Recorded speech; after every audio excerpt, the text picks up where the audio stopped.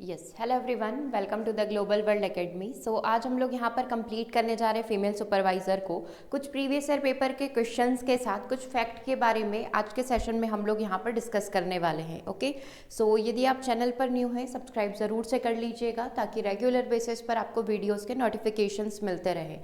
जैसा कि first question आप स्क्रीन पर देख पा रहे हैं, ये 25 मार्च 2017 को जो अपना एग्ज़ाम हुआ था उसमें पूछा गया था। और अगर आप देखें on an average her shift में इस टाइप का क्वेश्चन पूछा गया।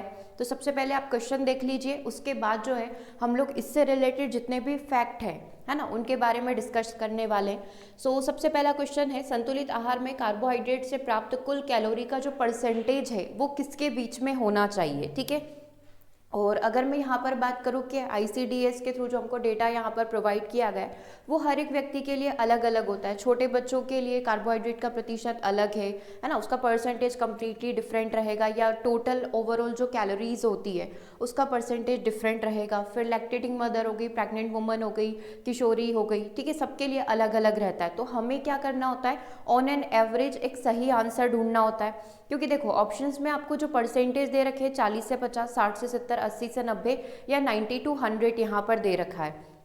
ठीक है, तो इस टाइप के क्वेश्चन को एग्जाम में आपको कैसे टैकल करना है, क्योंकि ये तो फैक्ट है कि ये क्वेश्चन डेफिनेटली फिर से एग्जाम में पूछा जाएगा, क्योंकि हर शिफ्ट में ये क्वेश्चन है, मतलब कि ये इंपॉर्टेंट है, हर बार आपको यही चीज़ पढ़ना है। बस आपको कब कौन सा आंसर करना है ये ज़्यादा इंपॉर्टेंट है। ठीक है, तो 60 to 70% इसका करेक्ट आंसर है, बट ये आया कैसे ये इंपॉर्टेंट है। तो आइए इसके बारे में हम लोग पूरा डिस्कस कर लेते हैं। क्योंकि और मैं बात करूँ यहाँ पर, अगर आप इस डेटा को कहीं से भी पढ़ते हैं, जस्ट लाइक गूगल से आप करते हैं, तो हर एक कंट्री का जो बैलेंस डाइट होता है वो अलग अलग होता है। क्योंकि हमारे यहाँ पर जिस प्रकार का फूड अवेलेबल है उसमें कितने प्रतिशत कार्बोहाइड्रेट रहता है, कितना प्रोटीन रहता है, वो कम्प्लीटली डिफरेंट है। अगर आप किसी और कंट्री का देखेंगे तो ये वैल्यू बहुत ही ऊपर नीचे आपको मिलेगी। ठीक है, तो हम लोग अपनी कंट्री के हिसाब से बात कर लेते हैं।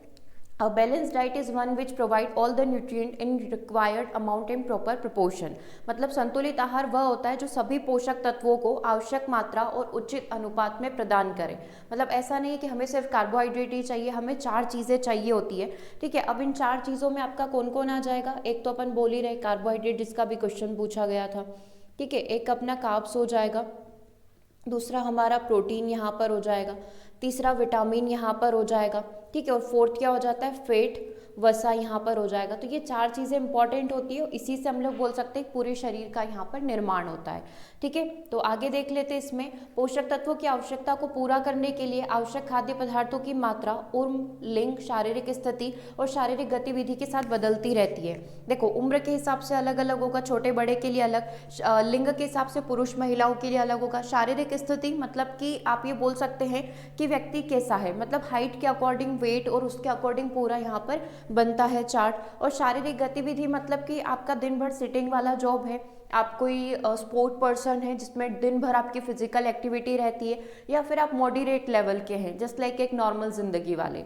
ठीक है, तो सबके अकॉर्डिंग ये अलग अलग रहेगा। तो इसका पूरा चार्ट अपने पास अवेलेबल है, और उसमें से भी आपको क्या क्या याद रखना है वो चीज़ें हम लोग कंप्लीट कर लेंगे।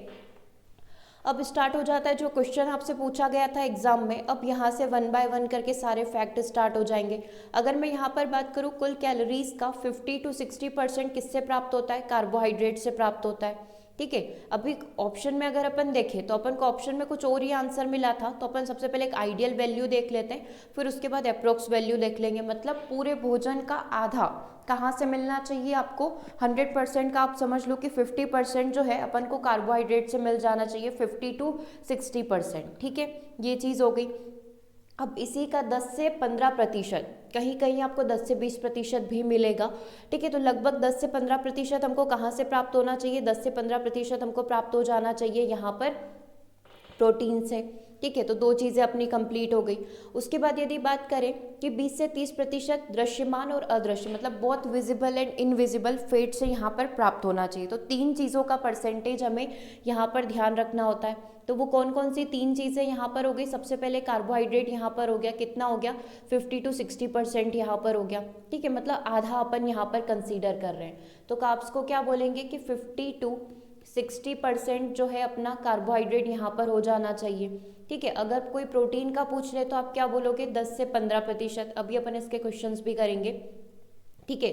उसके बाद अगर फैट की बात करें तो फैट से कितना होना चाहिए, 20 से 30% यहाँ पर प्राप्त होना चाहिए। ठीक है, ये तीन चीज़ें याद रखो क्योंकि अगले 3 नंबर वो इससे काफ़ी डिफरेंट होंगे। ठीक है, इसके अलावा संतुलित आहार में अन्य गैर पोषक तत्व जैसे फाइबर, एंटीऑक्सीडेंट, फाइटोकेमिकल शामिल होना चाहिए जो सकारात्मक स्वास्थ्य हमें यहाँ पर प्रदान करेंगे। ठीक है, ये सारी चीज़ें भी इंक्लूड होना चाहिए। तो बचा हुआ जो परसेंट है वो इन सब से एडजस्ट हो जाएगा। विटामिन सी और ई, बीटा कैरोटीन, राइबोफ्लेविन और सेलेनियम और एंटीऑक्सीडेंट मानव शरीर को मुक्त कणों से होने वाले नुकसान से यहाँ पर बचा कर रखेंगे। इसीलिए विटामिन सी और विटामिन ई हमारे शरीर के लिए बहुत ज़रूरी है।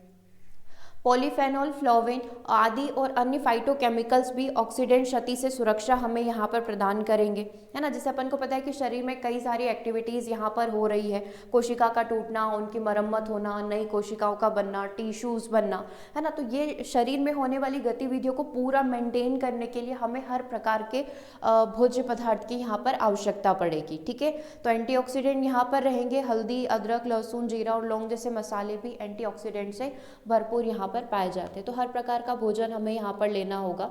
ठीक है, चलिए अब जो जो भी क्वेश्चंस एग्जाम में पूछे गए हैं वो एक बार अपन कंप्लीट कर लेते हैं ताकि अभी तक जो भी थ्योरी अपने पढ़ा वो भी आपका क्लियर हो जाएगा। तो सबसे पहला ही क्वेश्चन जो आपका सबसे पहली ही शिफ्ट में पूछा गया था कि कार्ब से कितने कुल कैलोरी का कितना प्रतिशत होना चाहिए। संतुलित आहार में कार्बोहाइड्रेट से प्राप्त कुल कैलोरी का कितना प्रतिशत यहाँ पर होना चाहिए, तो 60 to 70% यहाँ पर होना चाहिए। ठीक है, और हम लोगों ने जो अभी उसके अकॉर्डिंग देखा था, इंडिया की वेबसाइट के अकॉर्डिंग जो ऑफिशियल साइट है उसमें कितना मेंशन कर रखा है, 50 to 60 मेंशन कर रखा है। अब देखो 50 तो मिनिमल होना ही चाहिए, 50 से कम 40 to 50 कभी भी आपका आंसर नहीं होगा।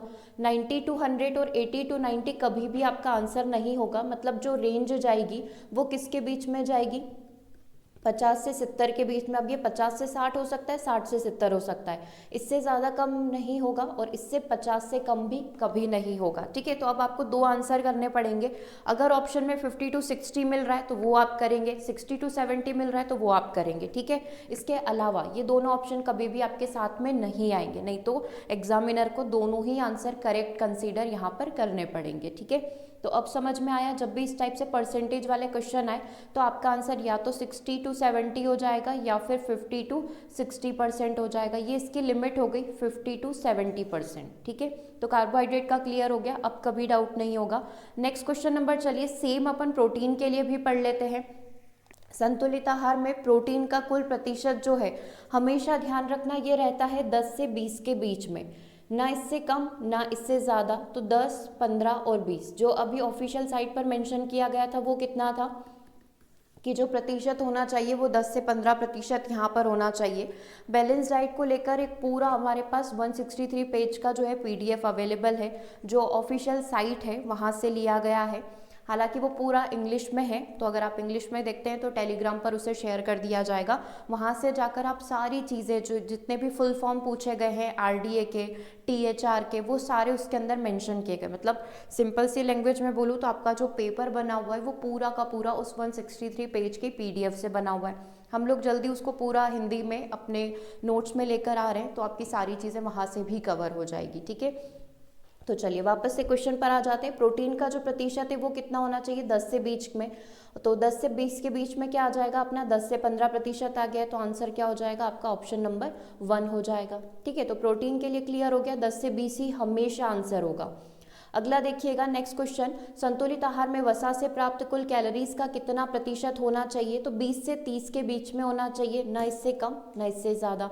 ठीक है, तो 20 से 30 जो है अपना यहाँ पर करेक्ट हो जाएगा। ऑफिशियल साइट पर भी यही बताया गया और हर जगह आपको इसका जो परसेंटेज है यही मिलेगा, पेपर में भी आपको यही % मिलेगा। ठीक है, तो इस तरीके से आपको ये ध्यान रखना है। और देखो 3 क्वेश्चन तो यहाँ पर हो गए, कार्बोहाइड्रेट हो गया, प्रोटीन हो गया, वसा यहाँ पर हो गया, 3 से परसेंटेज पूछे जा सकते हैं। अब यहाँ पर एक चीज़ और आती है कि किससे कितनी मात्रा में कैलोरीज हमें यहाँ पर प्राप्त होती है। तो एक एक करके अपन सारी चीज़ों को डिसाइड कर लेते हैं। मेनली 3 चीज़ें हमारे लिए इम्पॉर्टेंट है, कार्बोहाइड्रेट, प्रोटीन और फैट। ठीक है, जैसे कि अगर मैं यहाँ पर देखूँ कि 1 ग्राम कार्बोहाइड्रेट से कितनी ऊर्जा यहाँ पर प्राप्त होगी, इस प्रकार से क्वेश्चन पूछा जाता है, तो अपन आंसर करते हैं कि यहाँ पर 4 होती है। ठीक है, प्रोटीन से भी कितनी होती है, 4 होती है। और अगर कोई मुझसे पूछे कि फैट से कितनी होती है, तो फैट इसका डबल होता है, 9 ऊर्जा यहाँ पर प्राप्त होगी। ठीक है, अभी यूनिट्स में कन्वर्ट करके सीख लेंगे। जैसे किसी ने मुझसे बोला कि आज के आपके भोजन में, जो अभी आपने भोजन ग्रहण किया है, उसमें आपने 10 ग्राम कार्बोहाइड्रेट लिया है। कार्बोहाइड्रेट कितना लिया है आपने, आपके भोजन में जो था उसमें 10 ग्राम जो है आपका कार्बोहाइड्रेट था। 1 ग्राम कार्बोहाइड्रेट से आपको 4 किलो कैलोरी ऊर्जा मिलती है, तो 10 ग्राम से टोटल कितनी हो जाएगी, 40 किलो कैलोरीज की ऊर्जा हो जाएगी। ठीक है, और अगर आपने आपकी ही थाली में 10 ग्राम कार्बोहाइड्रेट था, साथ ही उसमें 5 ग्राम प्रोटीन भी मिला है, दालें वगैरह आपने ली होगी, है ना, कोई भी दाल आपने खाई होगी, तो उससे 5 ग्राम प्रोटीन आपको मिल गया। 1 ग्राम प्रोटीन से हमको 4 किलो कैलोरीज ऊर्जा मिलती है, तो 5 से कितनी हो जाएगी, 20 किलो कैलोरीज हो जाएगी। 2 ग्राम फैट में आपको टोटल 9 किलो कैलोरी मिलती है, तो टोटल आपका 18 किलो कैलोरी ऊर्जा स्टोर हो जाएगी। तो ओवरऑल आपके शरीर में सुबह के भोजन से कितनी एनर्जी आ चुकी है, 78 टोटल आ चुकी है, 78 किलो कैलोरी ऊर्जा आप लोग स्टोर कर चुके हैं। ठीक है, अब देखो इससे भी क्या हुआ है, एक बार न्यूमेरिकल पूछा गया है। ठीक है, क्वेश्चन देखिएगा, इसको अपन सॉल्व भी कर लेंगे अभी।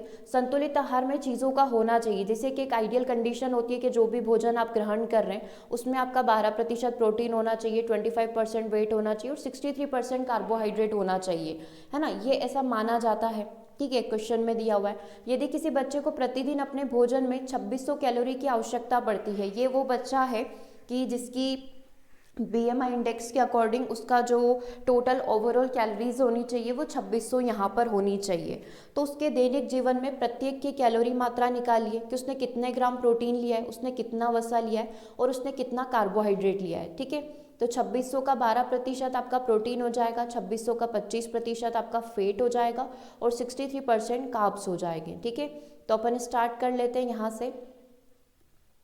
देखो चलो यहीं से स्टार्ट कर लेते हैं, पहले ही यहाँ पर देखना हमसे बोला गया है 2600, है ना, अगर मैं 2600 का 12% यहाँ पर निकाल दूँ तो मेरा क्या निकल कर आ जाएगा, यहाँ पर प्रोटीन निकल कर आ जाएगा। ठीक है, ये प्रोटीन निकल कर आ जाएगा। ठीक है, इसको आप सॉल्व करेंगे। दूसरा देखो, इसी 2600 का 2600 का अगर मैंने 25% निकाल दिया, मतलब 1/4 कर दिया, तो मेरा कितना निकल कर आ जाएगा यहाँ से, है ना, जो आंसर आएगा वो आपका फैट हो जाएगा। ठीक है, सेम चीज़ अपन सी के लिए भी देख लेते हैं, तीसरे वाले ऑप्शन के लिए। सेम 2600 का 63% यदि मैंने यहाँ पर कर लिया, मतलब 26 इंटू 63 कर लिया, तो मेरे कार्ब्स निकल कर आ जाएंगे। आप टोटल इनको जोड़ लीजिए, मल्टीप्लाई कर लीजिए। ठीक है, एक एक को करके देख लेते हैं। 12 72 हो जाएंगे, 12 दूना 24 हो जाएंगे, 24 और 7 कितने होते हैं, 32 होते हैं, तो ये 372 आ जाएगा, राइट, है ना, सॉरी 31 हो जाएंगे, 312 यहाँ पर आ जाएगा। ठीक है, 12 दूना 24 होते हैं और 24 और 7 31 हो जाएंगे, 312 यहाँ पर हो गया।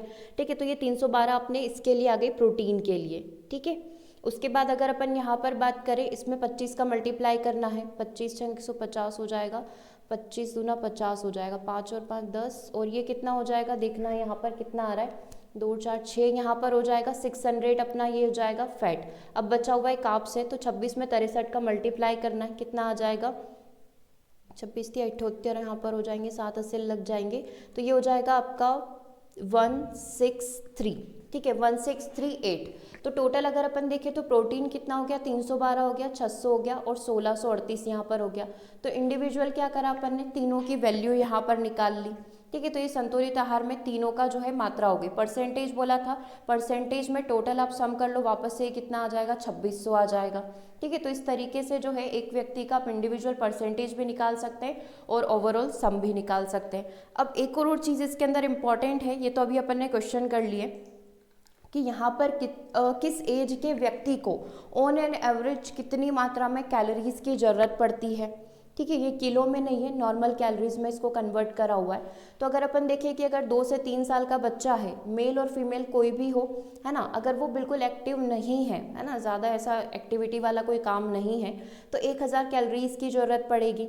ठीक है। उसके बाद अगर मॉडरेट एक्टिव है तो 1000, तीनों में ही 1000 कैलोरीज की बच्चे को ऑन एन एवरेज ज़रूरत पड़ती है, क्योंकि ग्रोथ बढ़ता हुआ बच्चा है, वृद्धि इस समय काफ़ी पिक पर होती है। 4 से 8 साल की बात यदि यहाँ पर मैं करूँ तो मेल में अगर बात करें तो मेल में 1200 से 1400, अगर वो ज़्यादा कुछ एक्टिव नहीं रहता है, खेलना कूदना उसका कम है। मॉडरेटली एक्टिव है जस्ट लाइक नॉर्मल अगर वो है तो 1400 से 1600 की ज़रूरत पड़ेगी। और हाईली एक्टिव है दैट मीन्स कि उसका दौड़ना भागना गेम्स स्पोर्ट्स वगैरह में बहुत ज़्यादा है ना, तो उसको 1600 से 2000 की यहाँ पर ज़रूरत पड़ेगी। तो इस तरीके से ऑन एन एवरेज हमको यहाँ पर दे रखा है। जैसे अभी जो क्वेश्चन में था वो कितना था, 2600 कैलोरीज था, ठीक है। और मान लो कि वो एक मॉडरेट, वो एक नॉर्मल है, मतलब वो इस कैटेगरी के अंदर लाई करता होगा 2400 से 2800 के अंदर, ठीक है। तो ये अपन बोल सकते हैं 2600 आपका यहाँ पर आ जाएगा, ठीक है। तो ये इस तरीके से बस एक ऑन एन एवरेज आपको ध्यान रखना है। आप मॉडरेट वाले को कंसीडर कर लो, इस वाले को, ठीक है, क्योंकि ये स्पोर्ट वगैरह में जो इंटरेस्टेड होगा या कोई प्लेयर होगा, स्पोर्ट पर्सन होगा, तो उसके लिए एक्टिव वाला आ जाएगा। बाकी सबके लिए मॉडरेट वाला आ जाएगा। और जो बिल्कुल भी एक्टिव नहीं है जस्ट लाइक अ लेजी, तो उनके लिए फिर हम लोग ये नॉट एक्टिव वाला ले लेंगे, ठीक है। तो अभी हम लोग अगर अपनी एज के अकॉर्डिंग वापस यहाँ पर आए तो हम लोग 31 to 50 कंसीडर कर लो या 90 to 30, दोनों केस आप कंसीडर कर लो। फीमेल में हमारा 2000 से 2200 के बीच में होना चाहिए। और अगर हम लोग ऐसे बात करें 31 to 50 तो 2000, ठीक है। और मेल वाइज बात करें तो 2600 से 2800 और 2400 से 2600 के बीच में, ओके।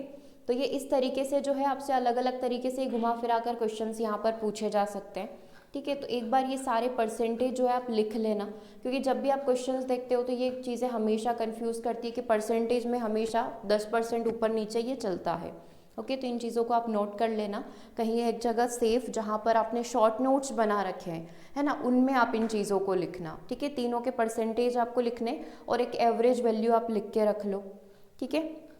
चलिए, तो ये एक बड़ा टॉपिक हम लोगों ने आज यहाँ पर कवर कर लिया है। इसके तरीके से हम लोग और टॉपिक्स भी धीरे धीरे यहाँ पर सारे ही कवर कर लेंगे, ठीक है। वैक्सीनेशन अभी आपका चल रहा था, हमने बैक टू बैक 2 दिन तक वैक्सीनेशन पूरा कंप्लीट कर लिया है। वैक्सीनेशन के एमसीक्यूज भी हो गए। इस तरीके से ओवरऑल वैक्सीनेशन पर आपको 5 वीडियोस मिल जाएंगे। स्टार्टिंग के 2 वीडियोस में सारी वैक्सीनेशन के बारे में डिस्कस किया हुआ है। वैक्सीनेशन के क्या क्या टाइप होते हैं, जस्ट लाइक लाइव एट्यूनेटेड होता है, निष्क्रिय यहाँ पर, इनएक्टिव वैक्सीन यहाँ पर होती है। तो जितने भी प्रकार की वैक्सीन होती है उसके प्रिकॉशंस होते हैं, पहले हमने वो डिस्कस किया। फिर टाइप्स ऑफ वैक्सीन हमने यहाँ पर डिस्कस किया। फिर जो एमसीपी कार्ड यहाँ पर मिलता है उसको पूरा अपन ने डिस्कस किया कि उसको कैसे फिल करते हैं, और उससे रिलेटेड फिर क्वेश्चन से स्टार्ट कर दिए थे, ठीक है। तो 5 सेशन में आपका पूरा वैक्सीनेशन यहाँ पर अब कंप्लीट हो चुका है, ओके। सो इसी तरीके से और भी जितने भी टॉपिक्स हैं वो हम लोग यहाँ पर कंप्लीट कर लेंगे। प्लेलिस्ट का लिंक इसी वीडियो के कमेंट बॉक्स में भी आपको मिल जाएगा, वहाँ से जाकर भी आप सारे ही सेक्शंस को विजिट कर सकते हैं, ओके। सो मिलते हैं हम लोग अपने नेक्स्ट सेशन में। Thanks for watching.